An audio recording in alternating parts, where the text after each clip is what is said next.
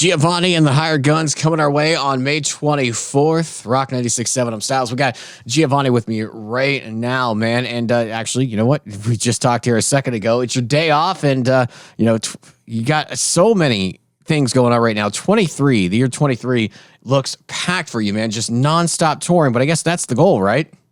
Oh, absolutely, man. That's always a goal. Stay busy. And like I said, you guys are just going nonstop. We'll see you here on the 23rd, or excuse me, the 24th of May. Talk to me a little bit about the band itself, because while the rest of the guys are called the Hired Guns, they aren't necessarily the standard definition of that. They're actually members of the group, right?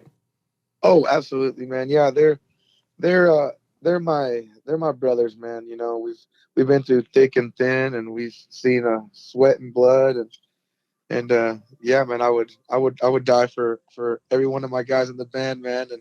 And it says the Hired Guns, but I feel like they take pride in that too, man. Like, like it's Giovanni the Hired Guns. It's just a band name, you know. Right. Hired Guns, of course, for folks who might not know, is a typical name for people who are just hired into the band to help out. But Yeah. was that always the name of the group, or was there like something else thrown around before you settled on that? Yeah. Um, I think at one point it was like Giovanni and the Good Looks or something like that. And then one day we were going to a venue, and they're like, "Man, we need to have something to put up on the marquee." And at that time, in the career that we were in, uh, or that era, man, of just a dumb kid, just playing these gigs, man, for $250, uh, um, they asked what to put on the marquee, and one of the guys just jumped off and said, "Man, you just hire random, so just put Giovanni the Hired Guns on there." And it kind of just stuck with that. Well, at least it was a good name. I know, what is it? Yeah. Dave Grohl said back in the day, if I could go and rename the band the Foo Fighters, I totally would. And I know your cousin's in the band with you. What's it like having a family member in the group and on the road? Oh, it's awesome, man. It is. It is really, really. It's awesome. I don't know how to describe it. It's just like, because we grew up riding bikes together, like, like, as kids, like down the block, up the road, and now we're riding these tour buses together, man, which is crazy. That's cool. Sometimes, Yeah. I would figure there had to be some like family or civil, or what is it, sibling rivalry or something like that going on. But it sounds like you guys got the family thing going and locked down. Just listening to some of the releases you guys have done musically all over the place, which makes it a whole lot of fun to listen to. When you're writing the songs, do you just let the song drive it, or do you have an idea going in when writing something? Kind of just let it flow, really, Um, if it's like a good beat, you always got to have a little melody to it, and then the word just kind of sink in, Okay. fall into place. And your two previous releases were independent. This current album, you're signed with Warner Nashville, which is oddly a country label. How did that all come together? Oh man, they were the only label that treated us like a partner Okay. instead of you know, like they wanted to have a one up on us. And Warner Nashville, they I mean, we're working with Warner and Warner Latina as well. Oh, okay. So yeah, man, I just got back from a writing camp with Warner Latina, and we whipped out some songs that are, I can't wait for everybody to hear them. And man, I don't want to be put in like this box, in this genre box. I don't believe, I'm just playing music that I like to play and that we've been playing. And it's just, I don't know, man. I don't know. I I don't know how to describe that, if that makes any sense. No, I totally get it. I have some friends in major bands who've told me in the past, they're like, well, for this next record, I'm being told I have to go do writing sessions with these people because the label wants this kind of sound from us, and well, they signed us for this, but why do they want that out of me? Yeah, see, and Warner Nash, man, they're so cool. They let me do whatever the hell I want to do. That is So really they're, cool. they yeah, man. Like in the deal, it says I have freedom of creativity. Like they can't tell me what to do, and then they're just so amazing. I feel like they're family. Like I can just talk to them, and yeah, man, I got really, really lucky, man. Really, really blessed for That, sure. as you said, really blessed, and that's awesome. This writing cramp, how many songs came out of it for you? I was there for 2 days, and we wrote a couple of songs, a song a day. So Nice. Yeah, man. What do you think the timeline is to release those, and or do you think you're gonna hold off on that for a while? Yeah, I mean they're a little different, man, but I mean different's always good. Different gets people talking, and it shows what we can do as a band. And I'm really excited about these songs. And um, hey, they may come out by the end of the year. Well, I asked that because you just recently put out the album, and a lot. It seems like the music industry is kind of going towards the single EP thing, but you guys have done 3 albums, which I appreciate because I'm an album fan myself. I just Yeah, didn't know if same. you kind of saw that idea going for yourselves as well, kind of going that route of EP releases too. Man, no, I mean I'm a little old school when it comes to that, man. So I like the I like the full album, dude. Yeah. And I just saw, I think you guys just started putting out, what is it, the vinyl versions of all the albums too now on your store? Yes, man, they are so awesome. They are, yeah, we have them on the road, and they look so cool, man. Uh, Like the Tejano Punk Boys one. That one's so cool. All of them are so awesome. Did you do like different color vinyl, or is it just like the idea of having it on vinyl that's cool to you? Yeah, we did different color vinyls. I think for the self-titled one, it's like a blue and pink Ooh, vinyl, okay. and the Tejano Punk Boys, I think it's like a green one. Like they're all different colors, but man, I've always wanted to have us on a vinyl, man. It's just so cool that we get to have like listen to us on vinyl. It's Right. insane. It's so cool, man. It's that cool thing like back when you made your first CD of the band and the first demo and all that kind of harkens back to that. Um, Oh yes, for sure. well, man, talk to me real quick because when Ramon Ayala went number one, went number Uh-huh. one on both rock and the alt chart, which is something that hasn't happened in ages on both of them at the exact same time. Where were you when you found out that occurred? I think we were in Chicago. Well, I think I know we were in Chicago. And yeah, my manager just called me. I think he had me on FaceTime with Garrett Capone, our radio guy, man. And yeah, dude, they FaceTime me and they were just like, "Man, guess who's number one on Rock and Alt?" And it was just like, "No way!" So it was really cool, man. It was really cool feeling, and they told me that it hasn't happened in like I don't know 20 years or something like that, which was which is crazy, or like a decade or something, man, something crazy. And yeah, it was a really cool feeling, man. It was absolutely insane of a feeling that we have a number one, but a number one in 2 different things, which was phenomenal. Yeah, it's something to take there, and it's a nice little feather in your cap. And as you said, Oh yeah, dude. to have a number one record, 100%. especially like your first big, song to radio, to take that to number one, that's definitely Yeah, gotta be something cool for you yeah, personally. yeah, and that was independent. It wasn't with a major label either. Hmm. Yeah, so that was awesome, man. That was awesome. And now you're signed with, like as you said, Warner Nashville there. So Yeah. taking it to that next level. What do you see for you this year? I mean, now that you're signed, you got the album out. What's your vision for 23 moving forward? 23 moving forward. Sell out venues that we almost sold out this past year.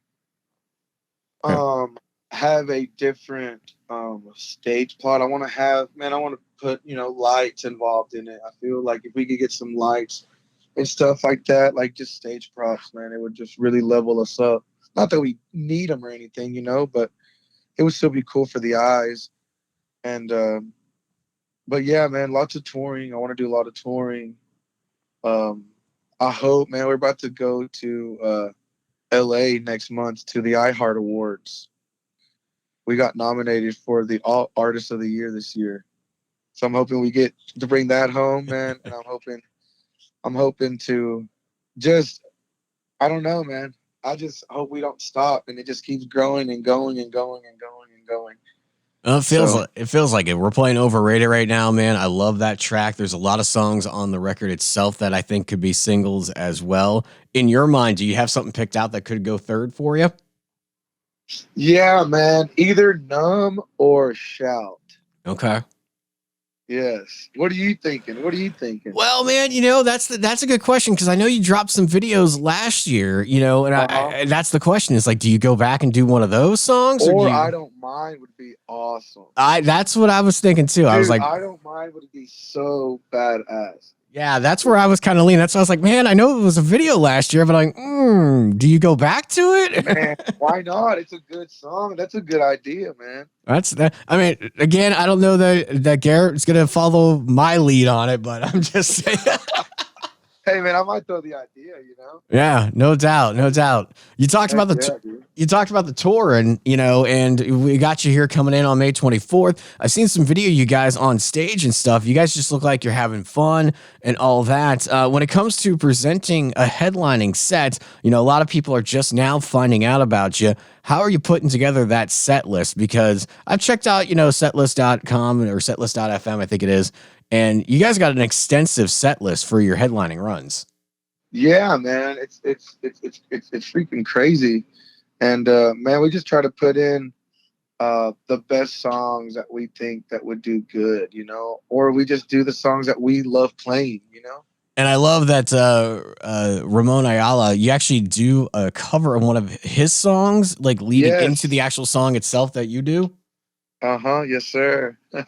Tell me a little bit about that one, because I mean he's known as the as Mexico's king of the accordion. So what are you doing to put a tweak on it? Uh-huh. El acordeón, el rey del acordeón. Yeah. Yeah, man. We do this song called Tragos Amargos. And it's just this ballad of this guy that is just, sad and is just drinking his sorrows away. And it's really cool because whenever there's like raza or in the crowd, they know that song by heart. Mm-hmm. And they sing it along with us. Like even if you don't know Spanish, but if your mom or dad is Hispanic, you know that song. And, and yeah, man, that's a song that we play before we go into Ramon Ayala and our bass player Trejo. He whips out a saxophone. It looks like a tuba. Interesting. Yes, man. He gets the tuba out. It's a really cool part of the set, man. It's a really, really neat part of the set. We go into this chant, like that hey chant, like the stadium hey chant. Mm-hmm. It's a really, really, really peak of the show, man. It's awesome. Well, cool. May 24th, the date. Looking forward again to that. Yeah. Your music videos, man, which is, music videos in themselves, a lost art form. And it seems like there's a thread. I really thought it was cool. There was a thread there kind of between Can't Answer Why, Calling You Tonight, and Overrated. And I say thread because there's a couple characters in between. In terms of putting those videos together, your thoughts on it, how much of your thoughts go into those videos versus like the directors coming to you with a treatment? Oh, all of those ideas are mine. Okay. Like me and the director, like we'll sit down and I'll be like, hey man, I have this idea, and then he'll be like, okay, yeah, but what if we did it this way? And it'd be like, so yeah, man. And then for it to all tie in to Overrated, because the I Don't Mind music video, the Can't Answer Why music video, and yeah, those two videos were involved with the Overrated video. I don't know if you caught that or not. Yeah, I saw some of the story arc there and a couple of the characters come back into play and Overrated. Yeah, man. So it was just a really cool tie to back in to me not being dead anymore, man. Me coming back to life. So I thought it was really cool. And I noticed a lot of the same actors throughout all your videos there. Are those like some of your friends or who are those people? oh man, yeah, some of them are friends, and then some of them are just our directors, extras that he knows around his town and stuff like that.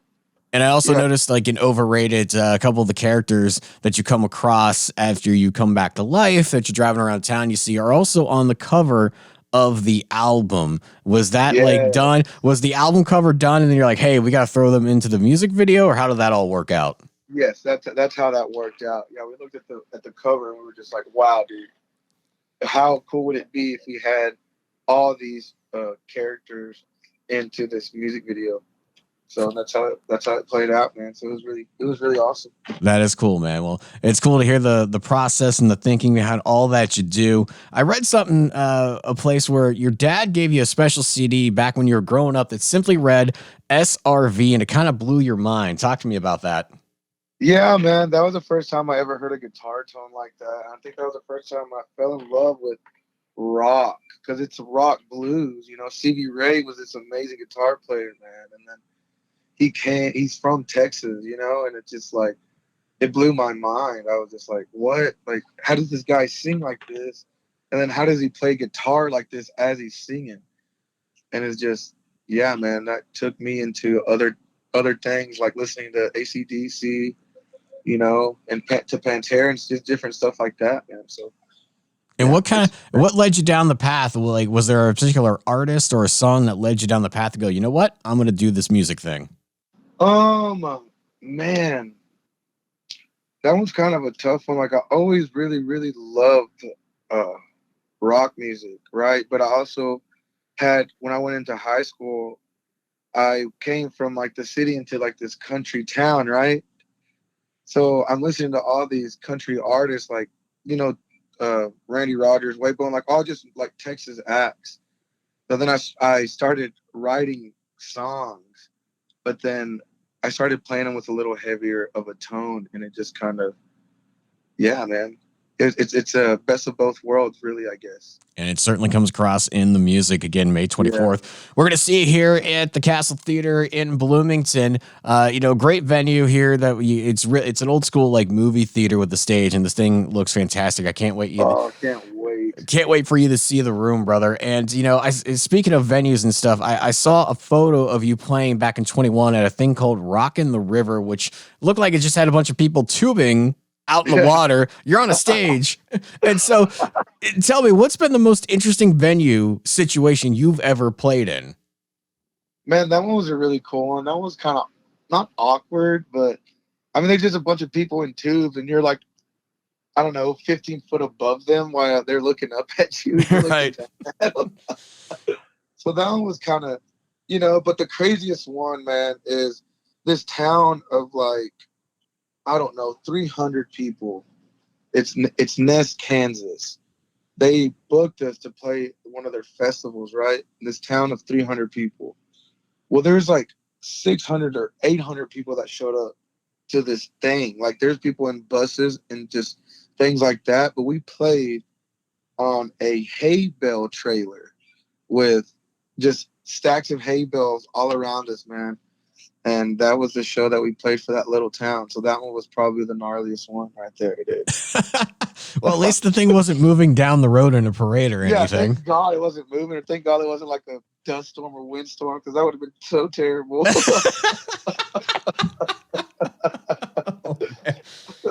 Oh, man. Well, a couple quick questions here to wrap everything up. You're on the road. You know, today you got the day off. I know that you're playing St. Louis tomorrow. Let's hit a couple things. What's your favorite food on the road? Like it's you're seeing when you're out on the road, you gotta eat this or you gotta hit this place. Man, any kind of tacos at any spot. All right. You know, you just gotta try out any, you know. I'm Hispanic, man. I gotta try out the local Mexican food around places, you know, just to see how it is. Well, this is unrelated to the interview, but since you're going to St. Louis tomorrow, there's a place called Rockstar Taco at the Gaslight. Okay, that sounds like it's gas. Well, the Gaslight's actually a recording studio located in the same building, but in the front is this place called Rockstar Taco. My buddy Will runs it. Freaking tastic joint. Wow, look at that. I'm going to have to stop by there tomorrow then. Yeah, great little spot. I recommend you guys go pop over there. Check it out. Yeah. All right. So as far as, you know, when you're driving and all that stuff on the days off or just venue to venue, what do you do to pass the time on the bus? Man, honestly, sleep. For hanging out with the guys, you know, strum a guitar here or there, or just annoy guys that are sleeping. That's my favorite thing to do is annoy my guys, man. That's my favorite. What do? You just throw stuff at them or go, hey, what are you doing? Yeah, man. Or I'll jump in the bunk with them when it's a little bunk and I'm a big guy and it's just, you know, it happens, man. You know? That is awesome. Well, man, I appreciate you so much and appreciate the time today. I appreciate you, man. Thank you so much for wanting to interview me, dude. That's awesome.